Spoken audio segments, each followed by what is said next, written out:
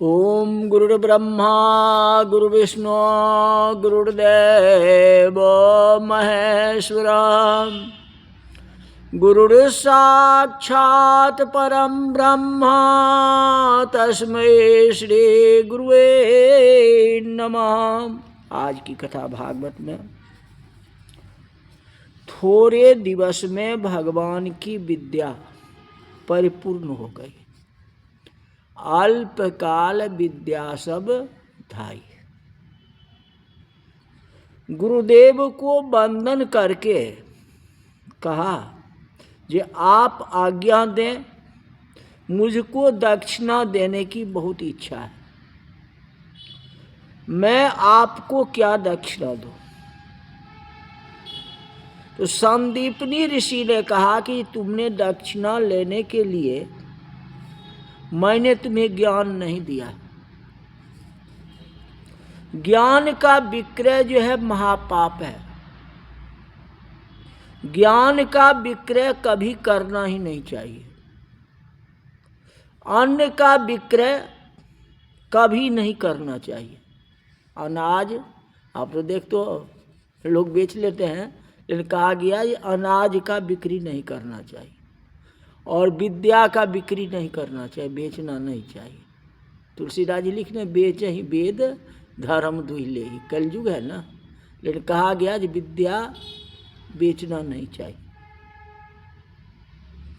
लोग अन्न का विक्रय करने लगे, तभी से पृथ्वी माँ अन्न रस को निगलने लगी। अन्न विक्रय बड़ा पाप माना गया है। मन बिगड़ने लगा है, नियत बिगड़ गई। 8-10 दिन कोई घर में रह जाए तो लोग विचार करते हैं मेरे घर का उसने खाना खाया है, मेरा कुछ काम कर दे।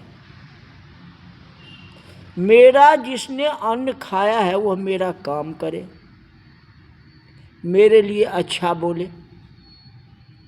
यह अन्न का विक्रय हो गया। आप किसी को आप खिला दिए तो अब उससे काम कराओगे, ये तो गलत है ना। हाँ, अन्न विक्रय हो गया।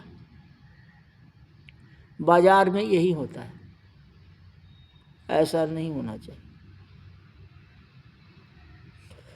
मन बिगड़ गया है, जिससे मेरा खाया है वह मेरे लिए अच्छा बोले, मेरा कुछ काम करे, ऐसी इच्छा रखना, ये भी एक प्रकार अन्न का विक्रय है। सनातन धर्म की मर्यादा यह है, जो भोजन कराता है वह भोजन करने वाले को दक्षिणा देता है। जो भोजन कराता है उसको दक्षिणा दिया जाता है। भोजन कराने वाला भोजन करने वाले को वंदन करता है। आप मेरे घर में आए, मुझे सेवा का लाभ दिया, आपने मेरे पर उपकार किया है। अब तो सब कुछ बदलने लगा। भोजन करने वाले को ही हाथ जोड़ना पड़ता है। भोजन करने वाले को ही हाथ जोड़ना पड़ता है, जो मैंने तो इसको खिला दी। ब्राह्मणों को ही राम राम कहना पड़ता है। एक मिनट सुनो, जजमान को पहले राम राम कहना चाहिए या प्रणाम करना चाहिए ना। अब ब्राह्मण जैसे जाए कहेगा राम राम जी, अब ये बात है उल्टी हो गई बात है। और नहीं राम राम करते तो पंडित जी राम राम नहीं बोले, उल्टा ही होता है। कोई किसी का खाता नहीं है।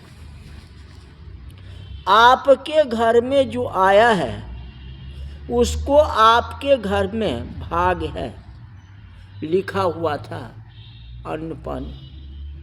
वो अपना भाग लेने के लिए आया है, वो अपना भाग खाने के लिए आया, उसका भाग वह लेने के लिए आया, उसका भाग वह लेने के लिए आया। आज उसका भाग आप उसको न दें तो एक दिन ब्याज के साथ देना पड़ेगा। अन्न विक्रय बड़ा पाप है। अन्न का बिक्री न कर, जितना हो किसी को खिलाओ, ऊपर से और दक्षिणा दे दो, विदाई दे दो, वो अच्छा है, ये ठीक है। कुछ साथ में भी दे दिया करो, और नहीं है तो अन्न खिला दो, 4 पुड़िया उसको साथ में दे दो, जाओ घर पर खाना। नहीं दक्षिणा देते हो तो कोई बात नहीं, ये भी तो करो कम से कम, यही बात है। मन में ये भावना मत रखो जो मैंने फलाने को खिला दी। मुनि कहते हैं बेटा, तुमसे दक्षिणा लेने के लिए मैंने तुम्हें ज्ञान नहीं दिया। क्षिप्रा गंगा मुझको जल देती है, ये पेड़ मुझे फल देते हैं। उज्जैनी में क्षिप्रा गंगा है और गंगा जी के किनारे संदीपनी ऋषि का आश्रम है। कभी आप आओ तो याद रख के दर्शन करो। श्री कृष्ण बलराम वहां पढ़ने के लिए गए थे। संदीपनी ऋषि ने कहा कि ये गंगा जी मुझे जल देती है, ये पेड़ मुझे फल देते हैं, जल और फल में मुझको संतोष है। तेरा कुछ लेने की इच्छा नहीं है, तेरे से मैं कुछ लूंगा नहीं। भगवान ने बहुत अनुग्रह किया, आपको लेने की इच्छा नहीं है, पर मेरी सेवा करने की भावना है। मैं दे नहीं रहा हूं, आपकी सेवा करना, सेवा करनी, क्योंकि आपने हमको जो ज्ञान दिया है ऐसा जगत में कुछ भी नहीं है। ज्ञान दान सबसे श्रेष्ठ दान है। सबसे बड़ा दान कौन है? किसी को ज्ञान देना। ज्ञान देने से आपकी बुद्धि कम नहीं हो जाएगी, ज्ञान कम नहीं हो जाएगी, और बढ़ेगा। विद्या जितना बांटोगे उतना और ज़्यादा आपके पास में विद्या आएगी। और धन देने से धन ना घटे, जो सहाय रघुवीर, किसी को आप खिला देंगे तो उसको आपकी कोई कमी नहीं होगी और भगवान उससे दुगना देंगे।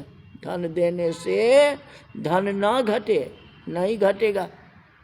ये लोगों को विश्वासता नहीं है। आप किसी गरीब को प्रेम से भोजन कराओ, 8-10 घंटे तक उसको भूख नहीं लगेगी, आनंद से थोड़ा समय में शांति तो मिलेगा उसको। वस्त्र दान करो, द्रव्य दान करो, ठीक है, वस्त्र भी दान करें, द्रव्य भी दें, पैसे भी दें, इससे थोड़े समय के लिए शांति मिलती है। ज्ञान दान सबसे ज़्यादा है, सबसे बड़ा। आप भोजन करा दोगे तो 8-10 घंटा उसकी भूख की तृप्ति हो जाएगी, है कि नहीं? कपड़े दे दोगे या कोई पैसे दे दोगे तो 2-4 दिन वो खा पी लेगा, 6 महीना खा लेगा, यही होगा ना। लेकिन ज्ञान जो है सतत रहेगा। आप जो उसको सिखा दोगे कि बेटा इस तरह से काम करो, तो वह जीवन में उस काम को करेगा, आपके कहे अनुसार काम करेगा, जिससे उसको जीवन पर्यंत सुखी जीवन हो जाएगा। तो ऐसा ज्ञान दो जो जीवन भर उसको काम में आप कहते आपने हमारे स्वभाव को सुधारा है। कौन कहते हैं? भगवान कृष्ण कहते हैं आपने मुझे पाप से छुड़ाया है, आपने बराबर मुझे समझाया है कि यह संसार कैसा है। आपने समझाया संसार में कैसा सुख है, और ये बराबरी आपने समझाया। देखो, ज्ञान के समान कोई वस्तु नहीं है और ज्ञान से ही शांति मिलती। आपने हमको जैसा ज्ञान दिया है वैसा तो जगत में कोई दे ही नहीं सकता है, पर मेरी भावना है कि मैं आपकी सेवा करूं। आपके अनंत कोई उपकार करो। आ गए ना रास्ते में। पैसे नहीं देना चाहता हूं, आपको सेवा करना चाहता हूं, उपकार करना चाहता हूं, जिससे आपकी कोई भलाई हो जाए। कृष्ण भगवान ने बहुत आग्रह किया। तो सांदीपनी ऋषि गुरु दक्षिणा मांगते हैं। कहते आग्रह करते हो तो कोई बात नहीं है। दक्षिणा में मांगा है कि बेटा मेरा विद्या का वंश बढ़ाओ। मैं तो सबको पढ़ाता हूँ, सबको ज्ञान देता हूँ, हमारे बाद कौन ऐसा ज्ञान देगा, दूसरे को कौन पढ़ाएगा, हमारे वंश में तो कोई है नहीं। कहने का मतलब दो प्रकार के वंश माने गए, एक बिंदु वंश और दूसरा नाद वंश। पिता और पुत्र का जो वंश है उसको बिंदु वंश कहते हैं, और गुरु और शिष्य का जो वंश है उसको नाद वंश कहते हैं। बिंदु वंश में नाद वंश श्रेष्ठ है। कहते मेरे विद्या का वंश बढ़ाना। क्या कहते हैं? मैं तुमसे यही कहता हूं कि मेरी विद्या का वंश बढ़ाओ। संतान भी नहीं मांगे, ऋषि माता मांगेंगे। ये कहते हैं जो हमारी विद्या है इस विद्या रूपी वंश को बढ़ाओ, इससे ज़्यादा मुझे ज्ञान हो। तुम्हारा कुछ मैंने लिया ही नहीं है और तुम्हारा कुछ लेने की मैंने कभी इच्छा भी नहीं रखी। विद्यार्थी का कुछ लेना ही नहीं है, विद्यार्थी को देना चाहिए। शिष्य का कुछ लेने की इच्छा रखना ही नहीं चाहिए। शिष्य भी ऐसे है जो गुरु से लेना भी नहीं चाहिए। मेरी विद्या का वंश बढ़ाना। जितना तुम्हें ज्ञान दिया हूँ उससे ज़्यादा मुझे और ज्ञान हो जो मैं किसी को पढ़ाऊँ। कहते मेरा आशीर्वाद है तुम्हारे चरणों में लक्ष्मी रहेगी, तुम्हारी चरणों में लक्ष्मी तो रहेगी। कहते शिष्य मुझे कुछ भी दे, ऐसा इच्छा रखने वाला गुरु शिष्य का कल्याण नहीं कर सकता। गुरु निरपेक्ष हो जो शिष्य का कल्याण कर सके। जिसको परमात्मा का आनंद मिला है वह निरपेक्ष हो सकता है। जब तक भगवान नहीं मिलते हैं तब तक जीव है, निरपेक्ष नहीं होता। लक्ष्मी हाथ में आने से निरपेक्षता नहीं होती है। लक्ष्मीपति जब हाथ में आते हैं तो निरपेक्षता होती है। जिस गुरु को शिष्य का कुछ लेना है वह क्या कल्याण कर सकता है? कितने ही लोगों की आशीर्वाद अलग अलग होते हैं।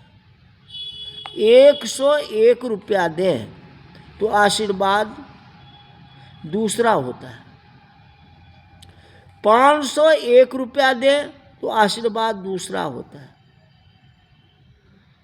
कहने का मतलब है जिसका नज़र पैसा के ऊपर है उसका आशीर्वाद सफल नहीं होता।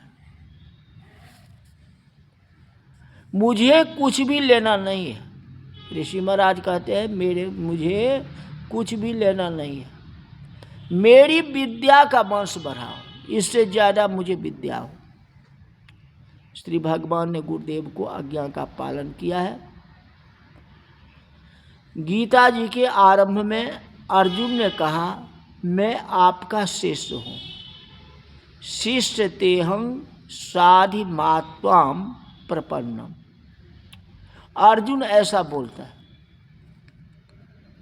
कहते मेरी बुद्धि भ्रांत हो गई, क्या करना है क्या नहीं करना है कुछ सूझता नहीं है। आप मेरे गुरु हैं, आपकी शरण में आया हूं, आप मुझको समझाएं। अर्जुन श्री कृष्ण को गुरु मानते हैं। श्री कृष्ण भगवान ने गीता जी में अनेक बार ऐसा कहा है कि अर्जुन, तू मेरा प्यारा मित्र है, तुम मुझे बहुत प्यारे लगते हो। अर्जुन मेरा शिष्य है, अर्जुन मुझे कुछ दे, मेरी कुछ सेवा करे। ऐसी इच्छा भगवान को कभी हुई ही नहीं। भगवान ने अर्जुन से कुछ मांगा ही नहीं।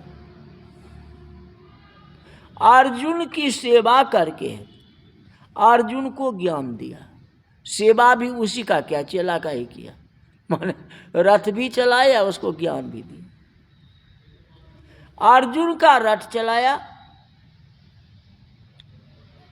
अर्जुन की सेवा की, अर्जुन के घोड़ों की सेवा की। श्री कृष्ण को अभिमान का स्पर्श नहीं है। घोड़ों को जल पिलाते हैं, घोड़ों को मरहम लगाते हैं। जो जगत का मालिक है वह अर्जुन घोड़े को भी सेवा करता है। अर्जुन श्री कृष्ण भगवान को गुरु मानता है। अब इससे ज़्यादा विशेषता कल की कथा में बताएंगे। आज यही तक रहे। गुरु तो कुछ मांग ही नहीं रहे, संदीप जी कुछ मांग किए ही नहीं।